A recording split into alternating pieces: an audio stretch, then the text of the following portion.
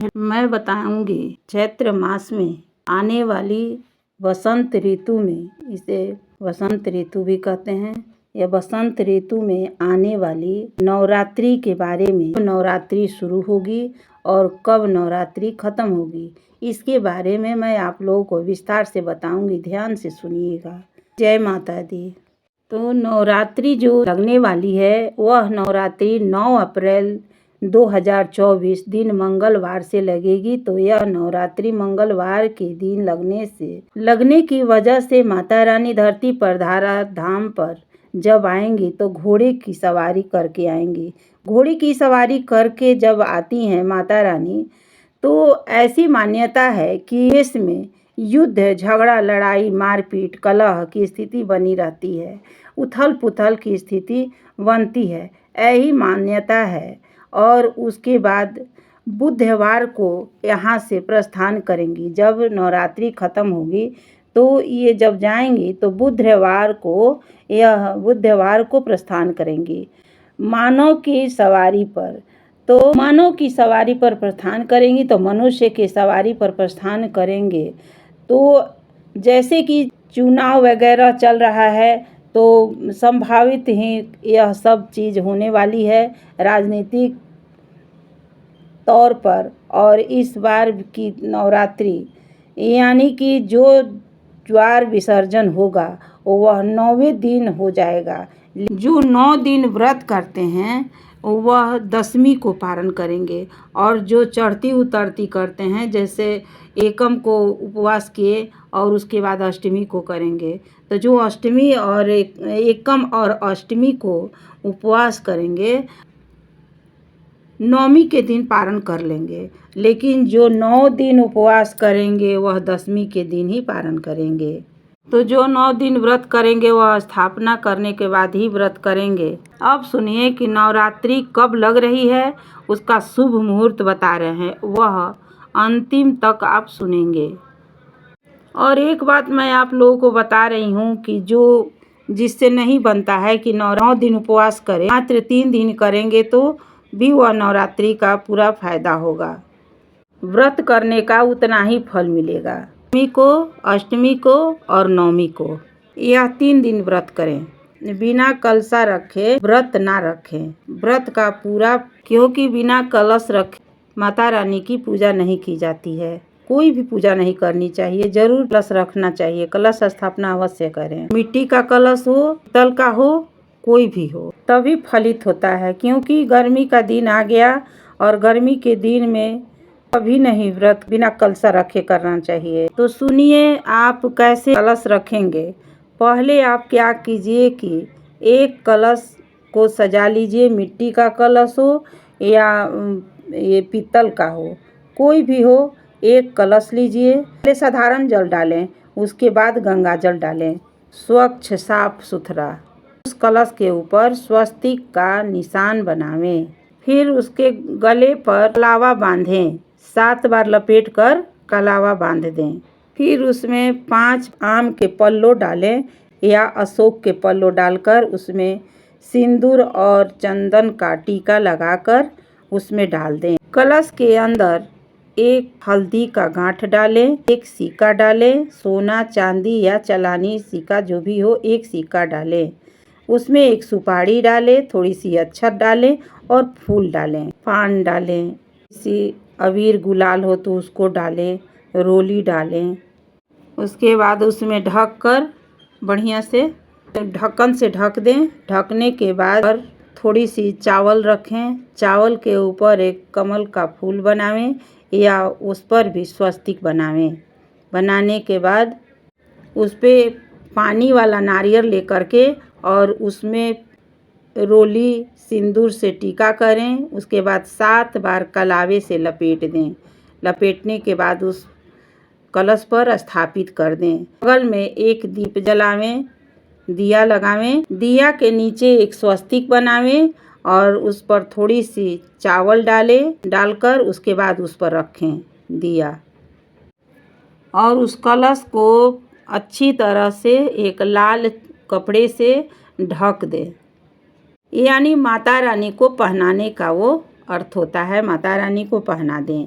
के बाद उनको अच्छी तरह से फल फूल ड्राई फ्रूट जो भी है उसे आप उससे पूजन करें और इस तरह से आप 9 दिन उनका पूजन करें।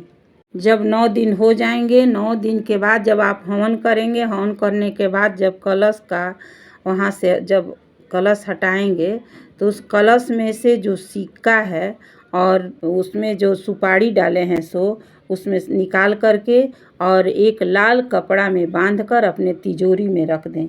ऐसा करने से आपका धन धान्य बना रहेगा, लक्ष्मी की प्राप्ति होगी, माता रानी की आशीर्वाद बनी रहेगी। और जो ज्वर है उसमें जो आप रखे हैं उसको प्रवाहित कर दें। और जानते हैं कलश जो है उसमें से धो करके रख दें और उसमें 1 साल तक उसमें चावल भर के या गुड़ चीनी कुछ भी भर के और उसमें रखना चाहिए। इससे कहा जाता है कि उसमें सुख समृद्धि बनी रहती है। और मैं आप लोगों को बताने जा रही हूँ कि कलश रखने की मुहूर्त है। तो पहला मुहूर्त है आप 9 तारीख को 9 अप्रैल 2024 सुबह में आपके 6:11 से लेकर सुबह 10:30 तक स्थापना कर सकते हैं। जो दूसरा मुहूर्त है जिसको बोलते हैं अभिजीत मुहूर्त। अभिजीत मुहूर्त, इस मुहूर्त में बहुत ही अच्छा होता है और बहुत ही सुप्रभाव पड़ता है। यह बहुत ही बढ़िया है। यह शुभ मुहूर्त है 9 अप्रैल 2024 दिन मंगलवार को। दूसरा अभिजीत मुहूर्त है सुबह 12 बजकर दोपहर में 12:03 से शुरू हो जाएगा। 12:54 तक अभिजीत मुहूर्त रहेगा। इसी समय पर आप कलशा स्थापना करें, यह शुभ मुहूर्त रहेगा। और एक बात सुनिए, मंदिरों में क्या है कि दिन के अनुसार ही माता रानी को कपड़ा पहनाते हैं लोग, और औरतें भी उसी दिन के अनुसार ही कपड़ा पहन कर जाती हैं और माता रानी को पूजा करती हैं। ऐसे भी दिन देख कर के ही कपड़ा पहनना चाहिए। ऐसा करने से किसी भी ग्रह गोचर का कोई भी प्रभाव नहीं पड़ता है। ऐसे तो कहा जाता है कि माता रानी को लाल कपड़ा, लाल चुनरी से ही बहुत ज़्यादा प्रेम है। तो मंगलवार को शुरू हो रहा है, तो मंगलवार को आप लाल वस्त्र पहनाएं, अपने भी पहने और माता रानी को भी पहनाएं। बुधवार को हरा रंग का वस्त्र पहनावें, अपने भी पहने और माता रानी को भी पहनाएं। बृहस्पतिवार को पीला, शुक्रवार को क्रीम या गुलाबी रंग का कपड़ा पहन सकते हैं, यानी हल्का कलर का पहने। और शनिवार को हल्का नीला, ब्लू, आसमानी आप कपड़ा पहन सकते हैं। और रविवार को लाल या पीला पहन सकते हैं। सोमवार को हल्का क्रीम कलर का या गुलाबी कलर का आप कपड़ा पहन सकते हैं। यह शुभ माना जाता है। जैसे मैं बता रही हूँ कि इस दिन कौन सा भोग लगाना चाहिए, मैं भोग के बारे में आप लोगों को बता रही हूँ, तो आप लोग ध्यान से सुनिए। तो मंगलवार को क्या करें, अनार होता है, अंदर में लाल लाल होता है, तो अनार चढ़ावें या गुड़ वाला हलवा चढ़ावें। माता रानी बहुत पसंद करती हैं। बुधवार को हरा खीरा, ककड़ी सब चढ़ावें। बृहस्पतिवार को केला चढ़ावें।